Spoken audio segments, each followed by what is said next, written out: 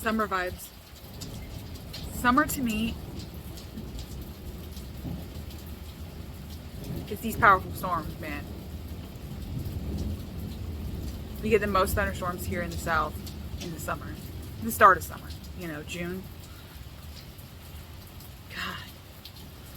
I could like stand here with the door open all day and just listen to the thunder. And I might put like a grubby t-shirt on and go out there in a minute. Because I do like to rain bathe. It's very invigorating. You just stand out there and let the rain grab you. Summer vibes. I'm more about getting like rain baths than I am catching some sun rays and getting tan. Hey everyone, it's Lennon. It is officially hot here, so I guess I'm feeling the summer vibes. And I wanted to share a couple of books and a couple of decks that I've been working with, and they have been knocking my socks off. So, none of these decks or books, actually one book is new, so kinda. But anyway, it's just something that I'm grappling with. Is like this, like, you know, the videos that people post that are like, this is a monthly wrap up or whatever.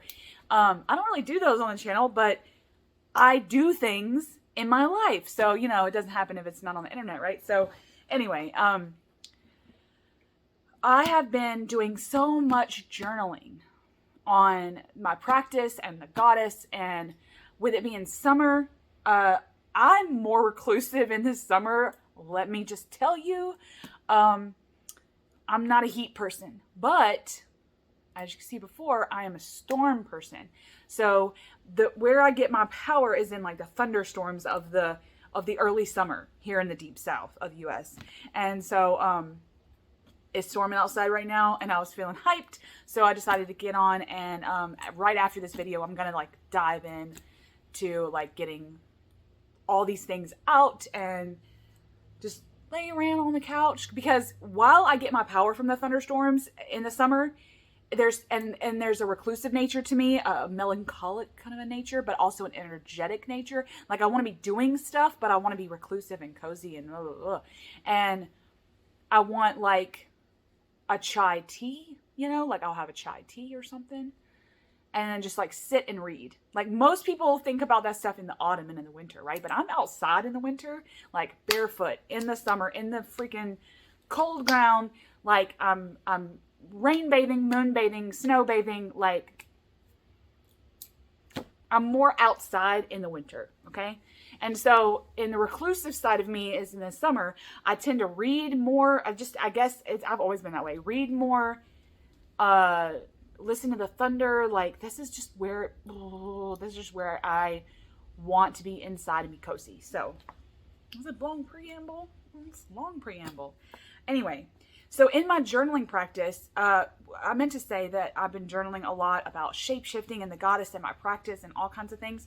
But I've also been working on my word of the year, which is instinct, and kind of going on creativity, instinct, like what I'm drawn to do in a specific moment, right? But then also working on my imagination, because I believe that instinct and imagination go hand in hand.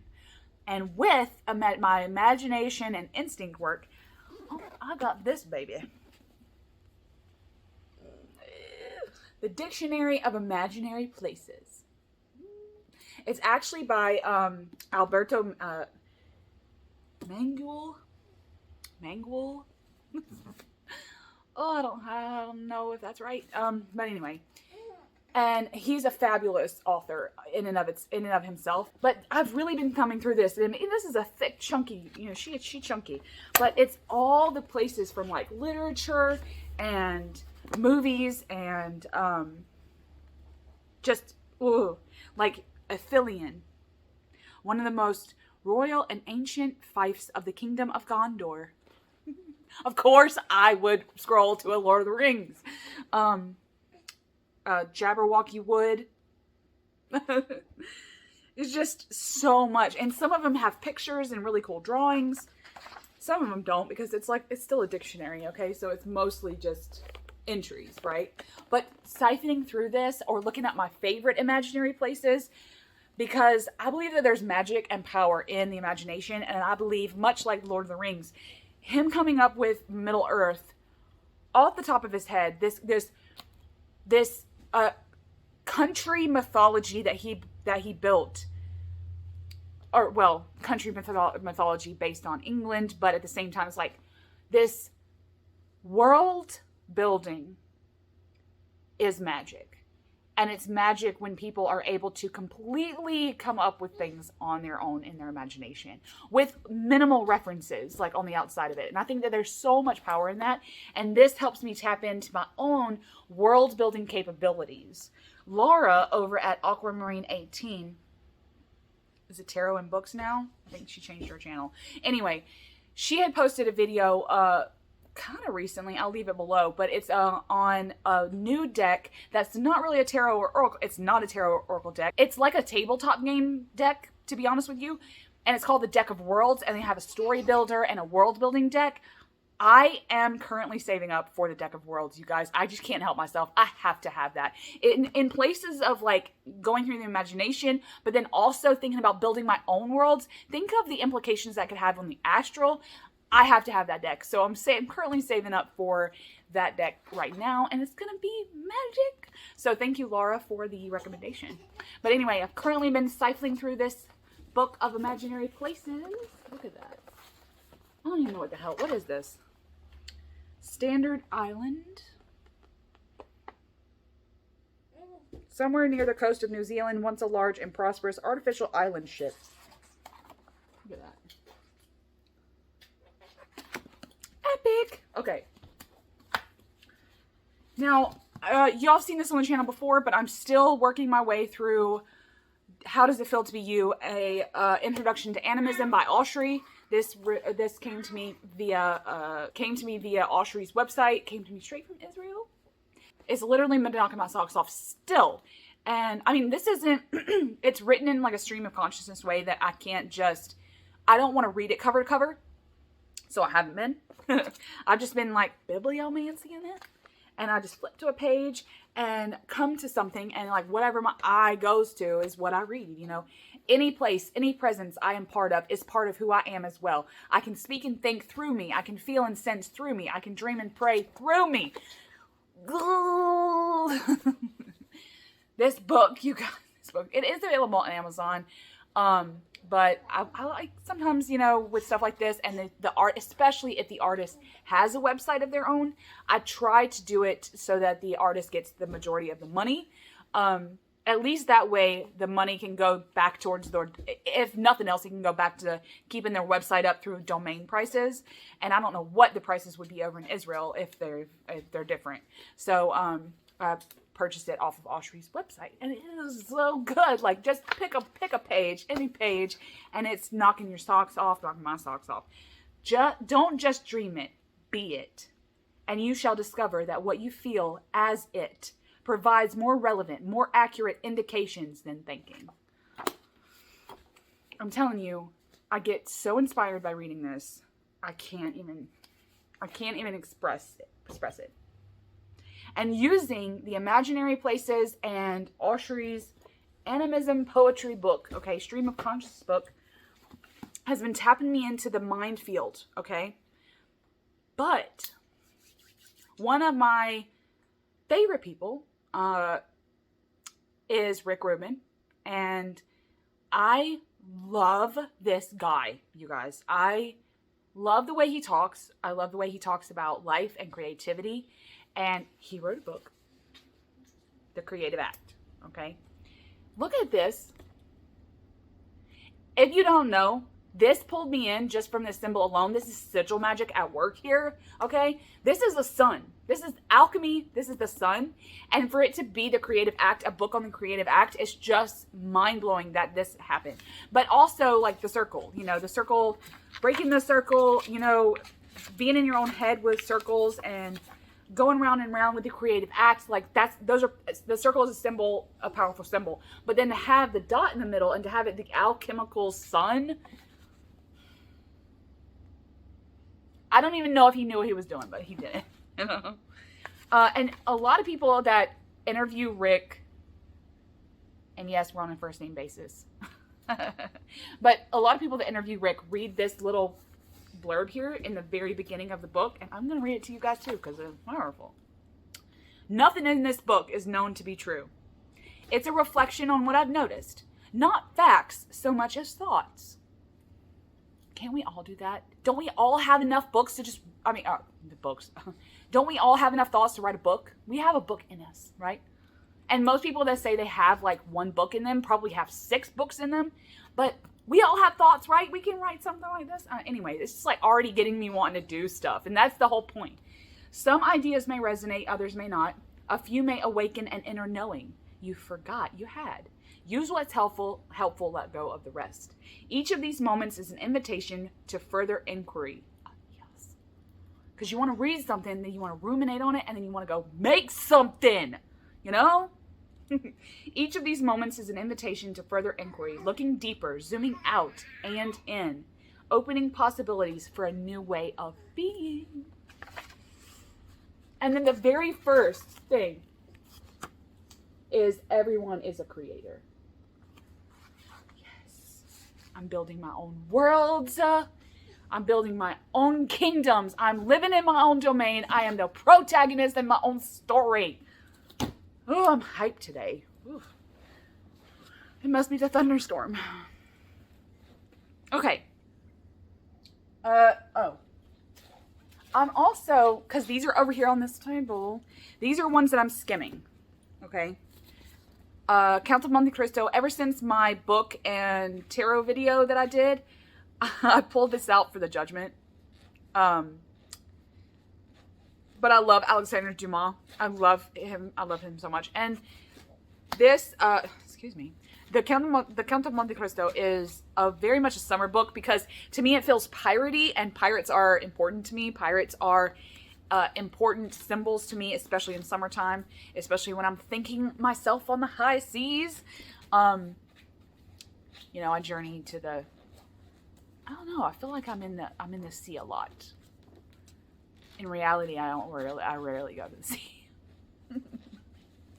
So it's books like this that puts me there, and it sends me on an adventure. I love adventure things. This is definitely something that I'm like skimming. Like I'm like doing this, and I'm like just skimming it because it's just one of those that you like know. So you're like, oh, I'm at that scene. Oh, I'm at that scene. And you just keep. And then if it's a scene you really, really love, you stop and read the whole thing. You just keep skimming, afterwards. So that's what I've been doing with Count of Monte Cristo. And then there's these books right here that I've been wanting to read. Okay. And I'm going to because they feel like summer vibes to me. Okay. Patti Smith's Just Kids. This is on a lot of people's lists of books that need to be read. Okay. And it's definitely been on my TBR because it's been sitting over here on my nightstand, on my end table, and I've really been wanting to read it. There's just something about the way I just randomly flipped to a page, and whoever had this book before me underlined this. How cool is this? Arthur Rimbaud. Arthur Rimbaud regretted to the end of his life that he could not find a woman with whom he could share his full being, both physically and intellectually. And I read Arthur Rimbaud a lot. How profound is that? Thinking about relationships, right? I mean, a lot of it is about what this is, okay? But there's something very New York in the summer, about this. And so I think I'm going to dive really hardcore into this summer. Oh, I'm dropping her. God. Forgive me, Patti. And then Kitchen Confidential. You guys, I was a teenager watching No Reservations and had a fucking huge crush on the cynicism. Both of these are very New York, okay? This is New York, 60s, 60s, 70s? And then this is New York, like, 2000 to 2005, maybe, And it's like very different vibes, but both New York. Both summertime in New York, both hot, humidity and the scene, the local people, the local dive bars, the local in summer and summer vibes, I think of outdoor cafes, and I think of baseball games, and I think of crowds and just noise, right? But good noise of the city that you can turn into an orchestra. Because I feel like the squeaking of doors and the barking of dogs and traffic and people talking, you know, like as you walk down the street, there's just like such an orchestra nature to a city, to an urban landscape, and there's such magic in that I don't have in my real life unless I were to go just randomly visit a city, which I don't do. Like the closest city to me is Atlanta, and while it's a beautiful city, I like Atlanta. You know, it is what it is. It's not like New York, so it's urban, but it's not one of those cities that people like walk around. Unless you're like right in the outskirts, like where my husband was born and bred, and it's like what I would consider the inner city. It's not it's in the city, but it's like right in the outskirts, still considered inner city. Anyway, New York in the summer. I'm gonna be living vicariously through these, the cynicism and the hard work ethic of Anthony Bourdain, and the laid back, chill Patti Smith. You know, like. So these are my vibes. Plus, I'm going to be getting creative with them, you know? Hopefully these are going to be inspiring me. Then I'll switch over to Rick Rubin real fast. And then bam, before you know it, I'm painting the New York skyline on some canvas somewhere, you know? So that's what's happening with Lennon right now in book form. All right. I'll probably turn the camera around and show you the decks because it's always easier to see the decks like that. So, see on the other side. Okay, down at the hands. Summer vibes. Okay, I guess we'll start with the tarots. Actually, you know what? No, we're not. If you watch my latest video on the goddess and witchcraft and all the things I've been doing with that, the spring and very much like into this summer, I've been thinking about those things a lot, journaling about those things a lot, and in particular shape-shifting. And the new oracle by Sorcia, The Dreams of Pantagruel, has been a really good deck for like my shape-shifting needs, if you will. Okay, so basically what I've been doing is like taking a portion of the deck, because I mean it's a huge deck, okay? Oh, it's a huge deck. So I've been taking a portion of the deck, and I'll come up with a concept of shape-shifting, or one of the qualities that I talked about in the latest video that I need to see in my craft, need to see in my life in order to make my life. You know, there's this very common thread that runs through my practice of meaning, of making meaning. And while I believe that sometimes you don't always have to have a meaning, sometimes there doesn't have to be like a source of meaning per se for it to make sense, for it to be cohesive. But I still believe that there's a concept of meaning, and especially when we're working in mystical, in the mystical realm, I guess you could say, is what my practice goes through a lot, is the often psychological models, often this aspect of mysticism that can't be proven, really. And there's this concept of unverified personal gnosis that, for me, when I say unverified, it's kind of harsh in terminology for me, because just because it's in my imagination, just because I believe something to have meaning or be real, okay, to use that quite normal term, doesn't necessarily mean it's not unverified. Doesn't mean that just because it's not in a book somewhere, doesn't mean that I can't find meaning. I can't find the generalizations and then the vividness within that. So anyway, I'll get a section of the deck, I'll pull some cards, and what I see in terms of the shape and in terms of the symbolism that is used. Like, for instance, this is very much a hat that has a leg coming out of it, right? And I think about what that might mean, right? Like, running around with like a chicken with your head cut off is a very is a saying that I think about, like, if I were to pull this card automatically, like right off the rip. It's very an intuitive pull, right? This is a bag lady, and she is feeding all kinds of things, but this reminds me of those pigeons that kind of like they drink from like other mothers or whatever. Like, this is very much the nursing, the wet nurse of all of the children left behind, okay? And so I use some of this like the richness in the imagery, even though this is supposed to be satirical in nature, I believe. There's something so vivid in my imagination about the symbolism used that I need to see, like when I try to find meaning in shape-shifting or whatever. And what are the figures trying to tell me?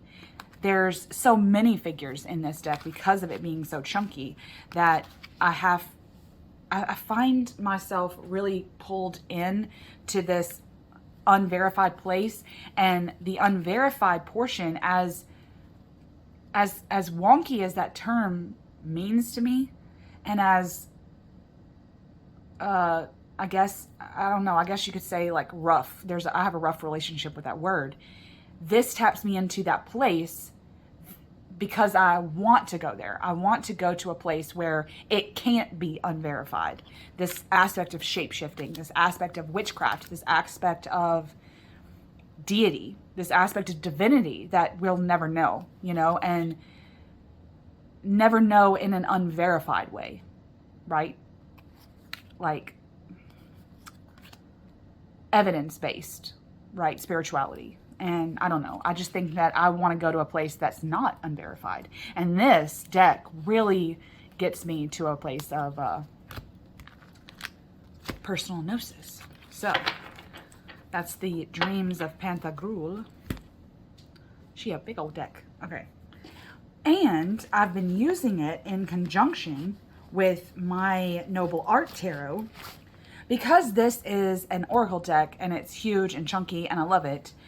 There's a beautiful nature to using something like this with what I've been using it for, but then also allowing the structure of the tarot to come forth. And while I could use any tarot deck, I've been using it in conjunction with the Noble Art Tarot, especially the spring and the summer, to I don't know. It's like, because these images are so beautiful to me, because I cultivated this tarot, the images that I used here are ones that make sense to me. And therefore, when I use this deck for to get to the structure and the archetypes, it makes more sense to me. So while this was like this unverified place, this realm of mysticism that I want to explore, even so much, I would even go so far into say the astral, because I find myself more daydreamy, more reclusive, like I said, in the summer, and I want to be in those realms more so in the summer and the spring. And I find that working with the structure of the tarot helps to form this map of the unverified. Almost like I'm trying to verify it, but it's not going to happen, you know? So, like, if I were to, let me put him over there. Like, if I were to just draw some, like, random cards here. Let's do that, okay? Let's see if y'all can see that. Yeah, y'all can see that. You know, why am I doing it like that? Like cattywampus. I don't know. So I've pulled like a 3-card spread, whatever, right? And wow, like look at the cards I pulled. Holy shit. Anyway, and then like I said, take a section of this, and if I'm diving into the mysticism, right? Diving into this unverified place within my brain that is verified only by me, only by my, what I would consider liminal belief, right? This threshold of belief. What does that look like in terms of the structure of the tarot, right? This is very much in my own head, right? Excuse me. In my own head, fighting with myself. This aspect of strife to find meaning, to fight with myself about what is verified. But then I have to let go of that anger towards, okay, I can't make this make sense. Let's move on to something else. But it's the fact that this doesn't make sense. I have to stop fighting with myself about that and actually allow it to not. And then death is very much like already a shape-shifting transformational card that is almost is allowing that, is allowing it right now, is allowing it in this reading. And so I'll pull a figure or several or whatever, however many I want, out of this deck, okay, and see what, again, what the symbols, what the figures are trying to tell me. And it looks very much like this person is using a nose as their nose as a flute, right? So this is very much about, to me, is like a whistleblower. Someone who is going through these fields, right, in medieval times, just going through these fields and honking all the time to get attention. And it could be so that they can get attention, and it's like almost like the boy that cried wolf. Like, this is the kind of the storyline, I guess you could say, that I would be going with.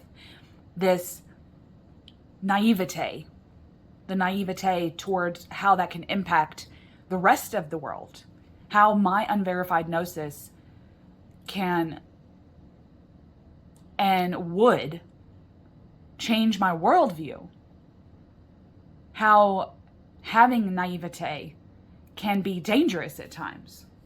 And so there's an aspect of knowledge and gnosis that would go into how my worldview is structured and how I don't need to be ignorant on some things. I don't know. It's like, it's just something that's coming up with this, you know? So it's very much how I would use the structure of the tarot with this very fluid aspect of what I've been practicing, I guess you could say. Let's see. Oh, and then also because of I mentioned in my latest video about virility and wildness and this untethered nature to the soul that we have. Also, all this is along the same lines of unverified personal gnosis. I've been using my Wild Nature, Wild You Oracle because I love this deck. I completely adore this deck. And much like the Noble Art, I'm proud of this project severely, but if it's not something that resonates with anyone else, then that doesn't necessarily bother me. Like, the audience is for those that need the feral. They need the wild. They need their hair to be tangled and full of twigs. And the summertime really gets me in touch with those memories of old. Those memories in my personal mythology that are verified by me and most likely witnessed by others in my life. Like, when I was a child, I oftentimes miss those times where I would go weeks without brushing my hair, you know, and it would just get tangled and knotted, and there would be sticks and twigs and little tufts of broken leaves in them, and there would be like skinned knees and just this like bloody, raw, dancing, free individual that was almost able, but also along the same lines of the naivete, didn't care that any of this was happening. And there was an aspect of society that hadn't weighed on this little girl in my past before. This very much this raw and primal creature that had to dance, that had to be tangled, that had to be barefoot. I'm still, as an act of rebellion and as an act of, because it's me, it's who I am, I'm barefoot all the time. All the time. I mean, this is not something that I fight with. I have fought with myself about this, about how I'm, you know, oh, I need shoes. I was at a family function recently, and it was at my mom's house. So, you know, of course you think you can be yourself at your own parents' house, but there was, you know, an aunt or something. She was like, "Are you barefoot?" And I was like, "Yeah, I'm barefoot all the time. Don't you know who I am?" I love this card. Look at the face on this. Oh. Love this Weaver card too. It's just like this autumn tan. I don't know. It's just something very, very beautiful about the animals that I chose for this, for the wildness. And this deck taps me into that aspect of the childhood and my personal mythology of being the wild one. And how can I still integrate that while being part of society without being an absolute recluse, even though a large part of my life is reclusive. Largely. And this just, it allows me to stay wild while still knowing the adulting part of myself, like how to deal with others, how to be a human in today. So anyway, this deck really, I mean, it's always helped me with that ever since I made it. The words just tap me right in to where I need to be. Look at that mirage. I love it. So, the wildness of linen is coming out in the spring and the summer. Plus, I can be barefoot more in the summer, you know, so there's that. Okay, some decks that I've been using that just have summer vibes to me is, this is the Minoan Tarot by Lorenzi-Prince. If you're familiar with my channel at all, you know that I love her. I love all of her work. I think that, I was talking to some friends the other day and I said that I believe that her Dark Goddess Tarot will span the test of time. Like, it'll just be one of those iconic decks that a lot of people own, that a lot of people love. And that's just like, that's like her magnum opus in my opinion. But this, or her Tarot of the Crone, is my deck. That's my deck. I feel it was made for me. And I use it a lot in my craft, but really, really, it's very personal to me. Like, I almost covet it. But this is a very seafaring civilization. The color palette is just absolutely beautiful. And I love using it in the summer. I don't use it every summer, but when I have this, when I want the summer vibes, when I want to feel at the sea, very pirate nature, very port, like a very port city type of a feeling. You know, when I want to dive into what the animals are telling me, what the priestess is, because there's a lot of priestess work in this, a lot of attendant to the goddess work in this deck that I absolutely love. I believe this deck is actually still available to purchase through like Arnell, the publishing Arnell. I trimmed and edged this one. It's like my very first trim job. I don't know. Look at this hanging woman. And the fact that this is so culturally in depth, that like these actually exist. These are like on frescoes or on jewelry or on, like, these are from artifacts that we still have, that really makes the culture come alive in the deck. You know, it's not just something that she just made up on her own to be the epitome of this civilization. They're actually frescoes and things that she's rendered to fit a card. It's very much a system. It still has the structure of tarot, but it's very systemless in that it's its own thing. Love it. I love this deck so much. Like I said, very summery vibes. Plus the deck, like the guidebooks for her decks are just absolutely insanely good. Just, gosh, I just cannot, like, every time I draw some cards, I want to read the guidebook. Not so much that I want the guidebook to tell me what the cards mean, but I just want to read the poetic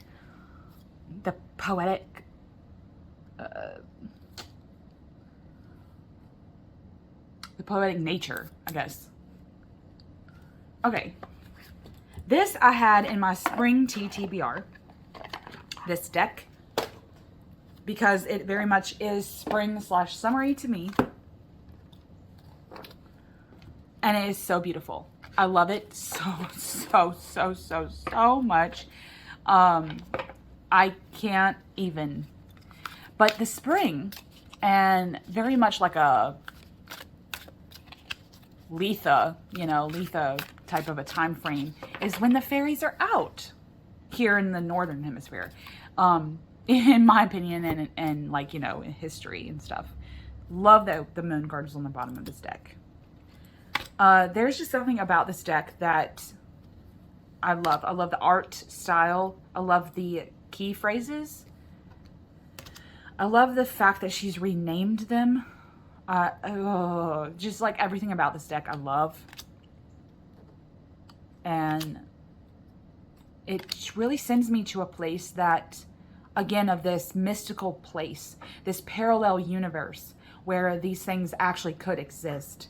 It makes me want to give offerings to the Fae, and it makes me want to dance under the light of the full moon, it does get me in touch with that, like, fairy aspect of myself, and also the wildness, also this unhinged aspect of the Fae that I can unlock within myself. Where loss resides. Such a powerful card. Oh. And then, of course, soul loss. Look at this. With the crows, like, that's very much like these carry-on birds, right? The vulture is a powerful bird to me. Most people go the corvid family way, but the vulture is actually one of those birds that I tap into when thinking about, like, carry-on and things. But this, like, roadkill aspect to the soul, God, like, I could journal about that forever. So, anyway. It's like very earth element, sunshine, rain, just whatever the summer could dish out. This deck makes me feel like that. Also, though, along these same lines, a couple of times while using this in the spring and into the summer, I've used it with this deck. This is the Shining Tribe by Rachel Pollack, because I had gotten this out after learning of her death and was wanting to utilize it more, especially like in the summer, because it very much is like a hot, I feel heat when I use this deck, very desert biome vibes. But using them in tandem, because this is very much like rooted in ancient civilizations and all kind of like a synthesis, if you will. I love, here, let me shuffle this because we already kind of looked at it. Oh, there you go. Did I just bump the camera? All right, pulled another one. Okay, there we go.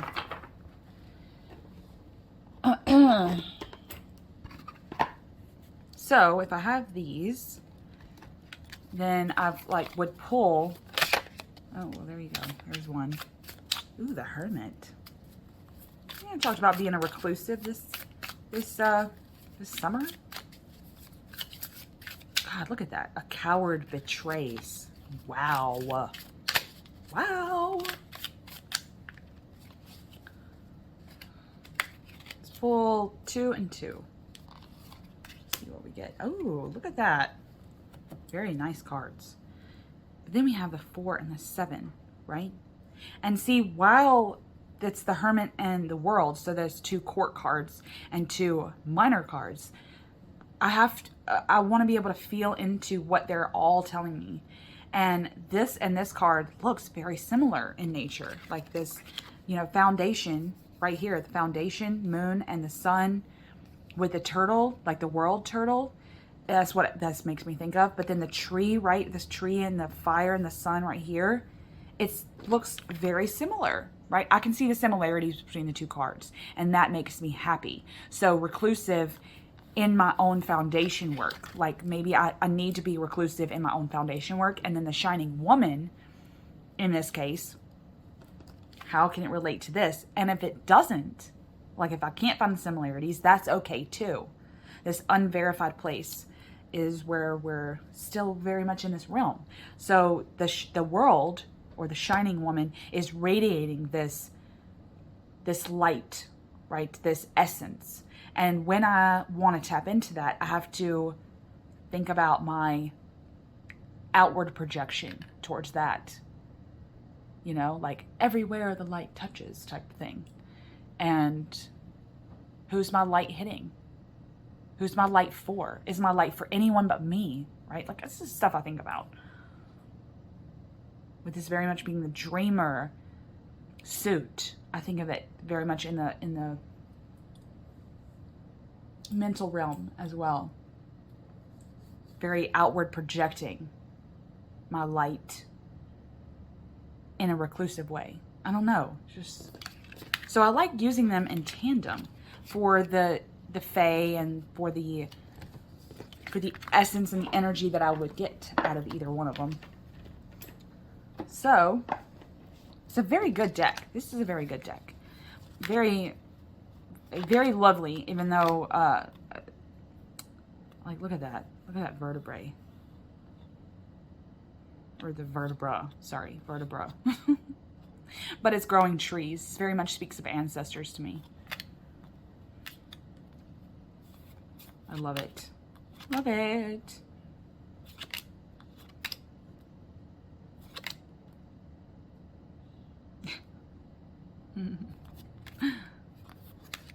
Very good deck. It's got a huge book with it too. So there's the next one. Okay, and then the last one I was going to talk about is the mythological finnica tarot. I've been using this start of summer.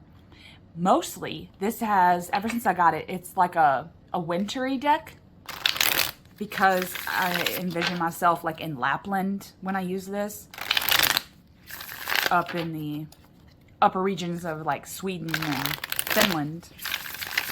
But it's because of how hot it gets here. That's why I've been loving it in the summer.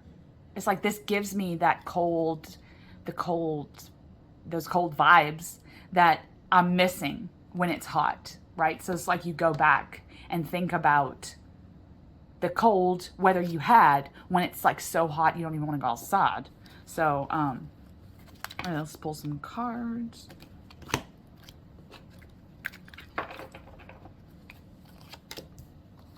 Oh, look at that. We got the shaman. It's like one of my favorite freaking cards in this deck. Look at all this blue.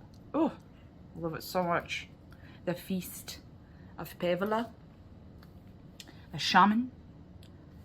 And see, I like how Susanna, the creator of this deck, put the brain fart, elemental symbols on the bottom so that you know. And look, I love that these two major arcanas are flanking, much like we got two majors in the other card, in the other deck, in the Shining Tribe. But the Judgment card and the Hierophant card, it's really cool. But then, like, it's flanking the reading, right? So it's like this shaman nature. And I'm thinking about the Shining Woman now and the Hermit. How, like, if you were to add the Shining Woman and the Hermit together, you'd probably get something along the lines of a shaman. Like a earthly hermit. Very much earth element based hermit, I guess you could say. Which, if you know with the Hierophant, it already is to me because of the Taurus nature of it and all that. But having Judgment and the shaman, it's like there's this aspect of that's coming out to me. But then We have water and air here, right? Water, to me. We have, I think you pronounce this I know. I try so hard to speak Finnish. Look at this, like, very almost shamanistic version of this raven here and what that may mean. And with this, like, halo around him, which is mirrored in this mermaid's halo. But then the circle of the drum of the shaman and the circle of this cup here. Like, that's what I'm seeing. That's what I'm locking into, is this circle. And if you know from previously, from like the other aspect of this video, I was talking about how important the circle is because of the Rubin book that I just bought. Really, like, the circle and the alchemical symbol of the sun is like this creativity that's coming out, right? So I like to think of that, that's what's coming out, this creative act. And how am I utilizing that? The waters of the deep, but then also the sky above. This multiple realm, like this creativity that will span multiple realms. And having these flanked here shows me what my boundaries need to be, if that makes any sense. So I didn't mean to do readings while I'm talking about the decks I've been using, but it's just something for me to do while I'm showing you the decks, because I could just do this, you know. But this deck is so powerful. This deck is so powerful. And there's so many stories within this. I mean, it's all based off the Kalevala, but I love it. Hani over at Fierce and Pretty, she tells me that it's because I'm probably Finnish. I love that. Maybe I might have some in my family tree somewhere. I don't know. Anyway, those are some decks that I've been working with this summer. And throughout the summer. I'll probably still use the majority of these throughout the summer. And that's just what I've been up to.